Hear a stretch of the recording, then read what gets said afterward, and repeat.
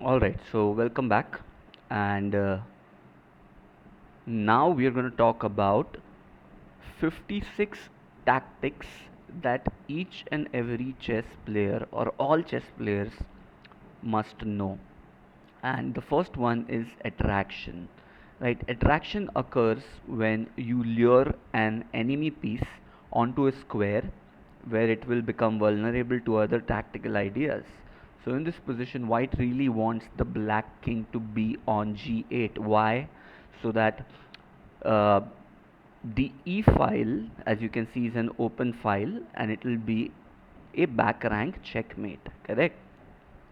So how do I attract my opponent's king, or how do I lure my opponent's king to a bad square, which is the g8 square?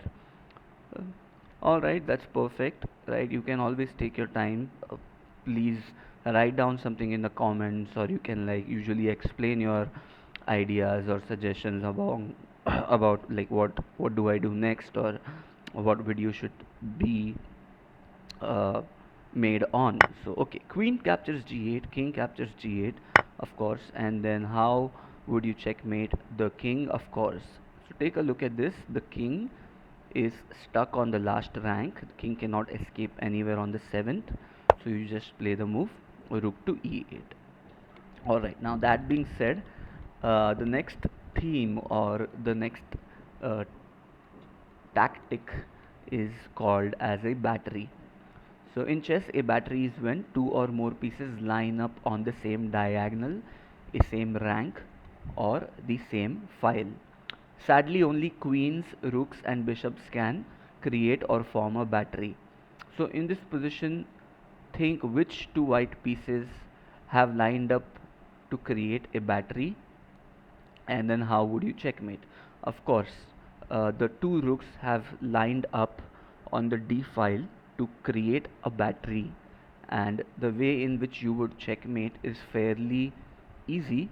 It is again a back rank mate, as the king has no squares on the 7th rank. So yes, you play the move rook to d8, and then comes rook captures d8, and then you follow it up with rook captures d8 again, which leads to a checkmate.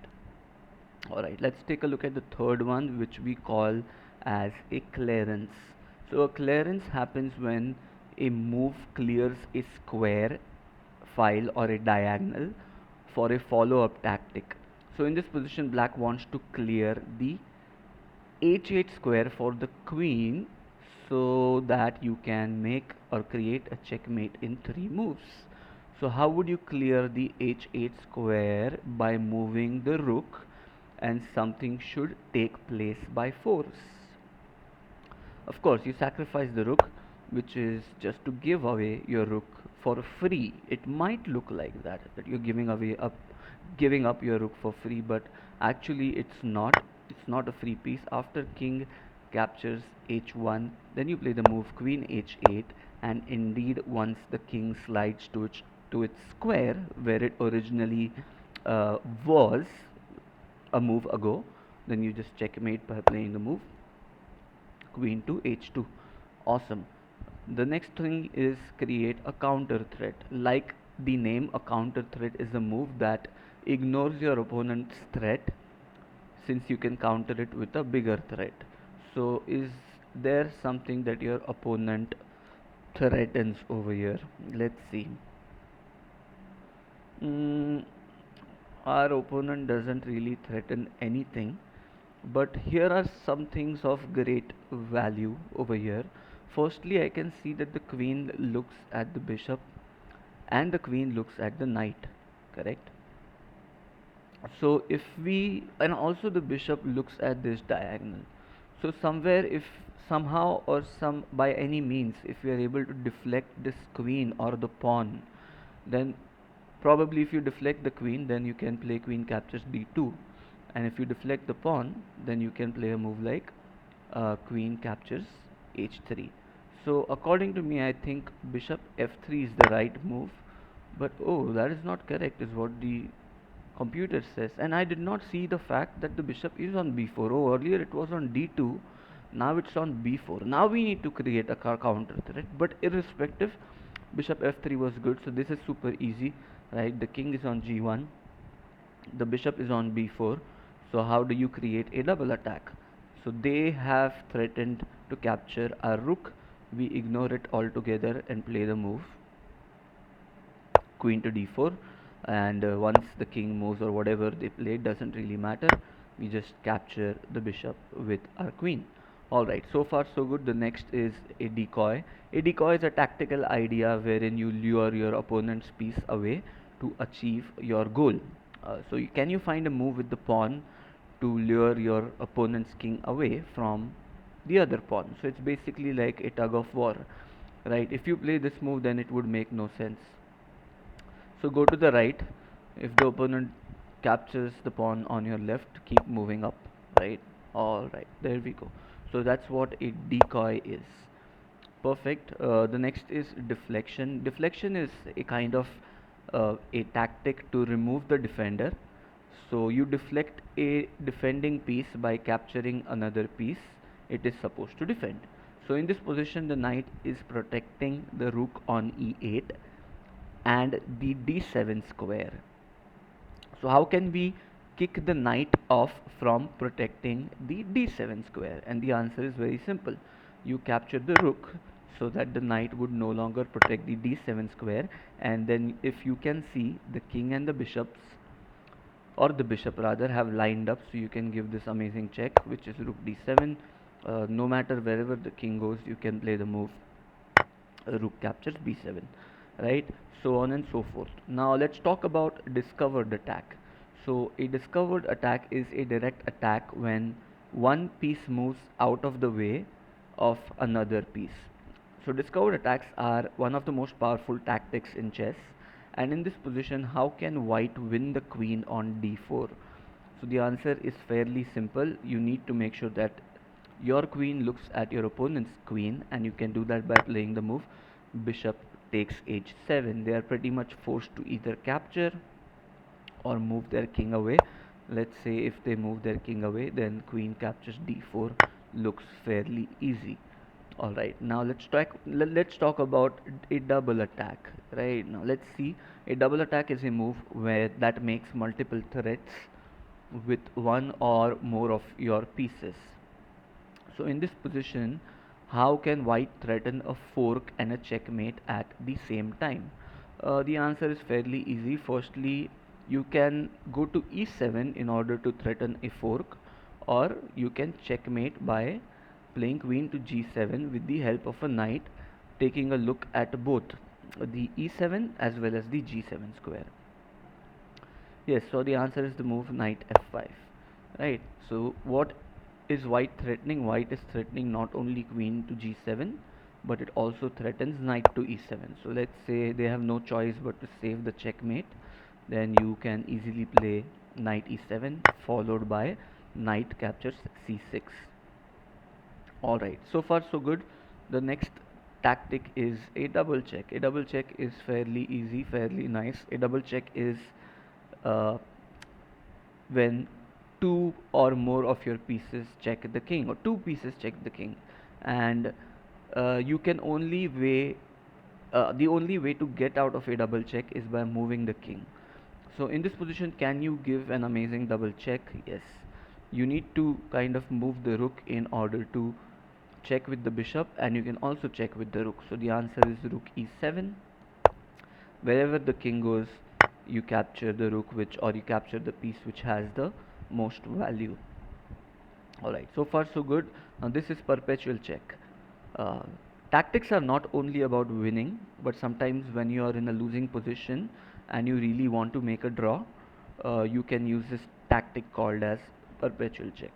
So this is a tactic in which one player can force a draw by an unending series of checks, and in this position black has mate in 1, which is black can really go and play the move a queen to b2, but white can force a draw, which is to play the move a queen e8, and then it's just a back and forth job.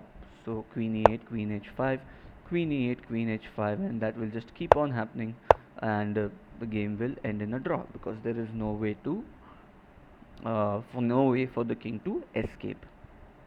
Alright, let's talk about perpetual attacks.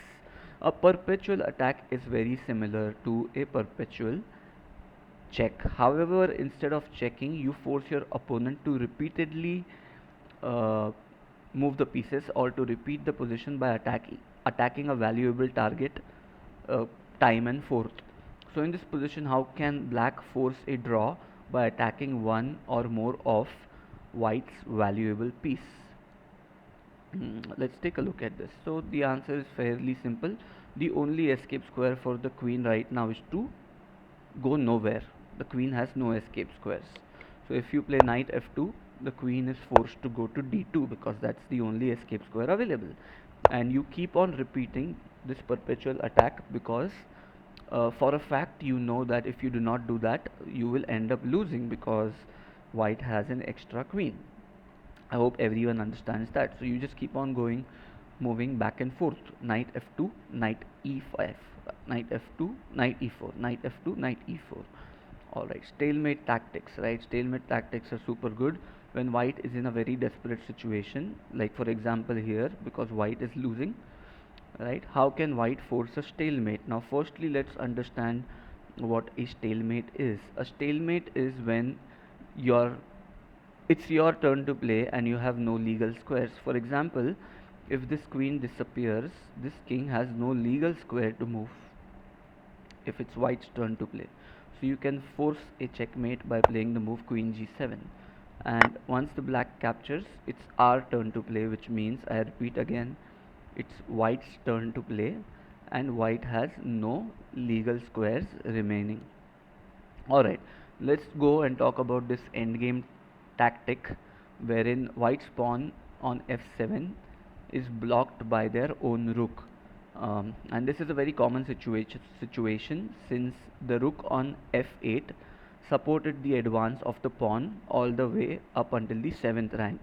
So in this position, how can white get a queen? So the answer is very simple.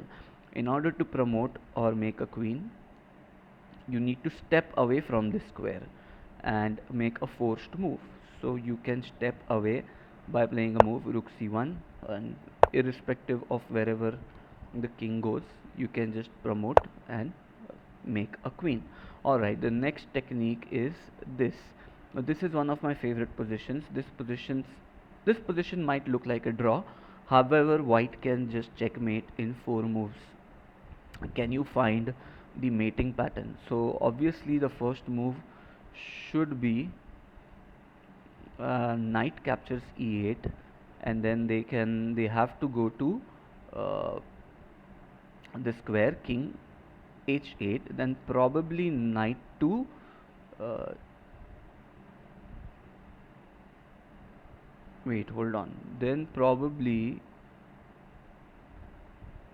we must play king f7. So let's see. Oh no, it's only a draw.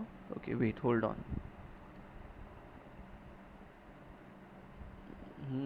This one's interesting.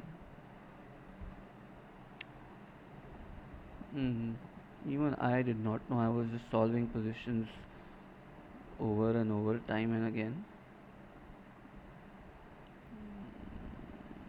What about knight to f7?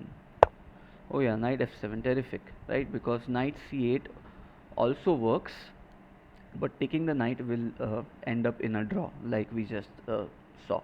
So probably the knight must go there, and black continues to persuade white to take the knight. So let's give a check now.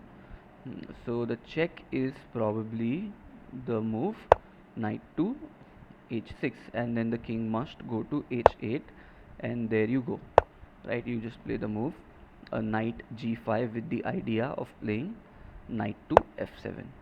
Alright, I think so far so good.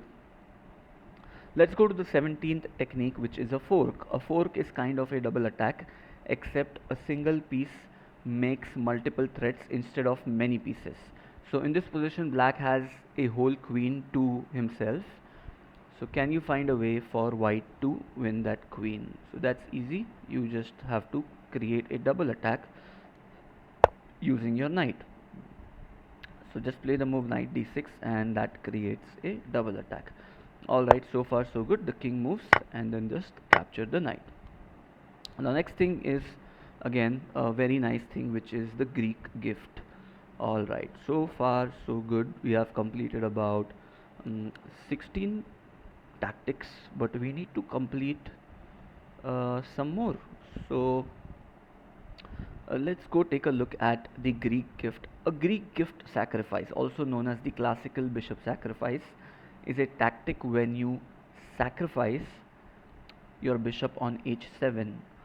A key feature of the Greek gift sacrifice is the placement of the white bishop on d3, the white knight on f3, and the white queen on d1, all ready to join in the attack against the black king.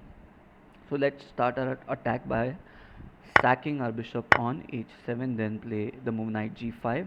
Understand the queen cannot capture the knight because our bishop on c1 protects it. So alright, let's go. There, if the king goes to h8, then you play the move queen h5, and after king to g7, a simple checkmate would be queen h7 checkmate. After king to g8, I mean. Okay, alright. We know what to do. Again, position number 2 of the Greek gift sacrifice. Bishop h7, king captures h7. Let's go knight g5, and over here after king to g8, you play queen h5, and then the rook will probably go to e8, or the queen might go to g5, but in both the cases we are winning. So yep, no worries, we just capture the queen. And probably the next one is bishop captures h7, king captures knight g5, king g8, queen h5. If the rook goes away, remember you need to capture this pawn first. So queen f7, and then king h8, queen h5 back, king g8, queen h7, king goes there to f8, and then queen h8, king e7, and queen g7 is a checkmate. The last two are interference. As we all know, interference in hockey is known, or is when a player uses his body to impede the progress of an opponent. So in chess, it's kind of similar. It happens when you block the connection between two of your opponent's pieces. So in this position, how can we win the black's bishop? Right, we can win the black's bishop by probably or the black's rook for that matter. So we can do that by blocking the connection between the bishop and the rook, which is to play the move b5. And if the bishop retreats, then we get a free whole rook. So and if the rook falls behind, then we win the extra bishop.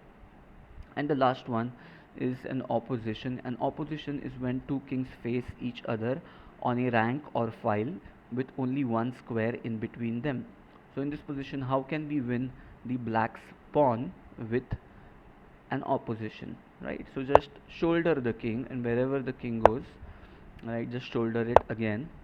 Or probably a better idea is to, yeah, just move your king over here, right, to c6. And now again, it doesn't really matter. Just take, and white just got black's pawn and is preparing to promote and win the game. Like I said, on the right hand side of your screen, you can always contact, go to the coach's information, or can take a look at the academy's description, or the link in the description. Alright, I think we are good for now, and I will see y'all next week. Bye bye.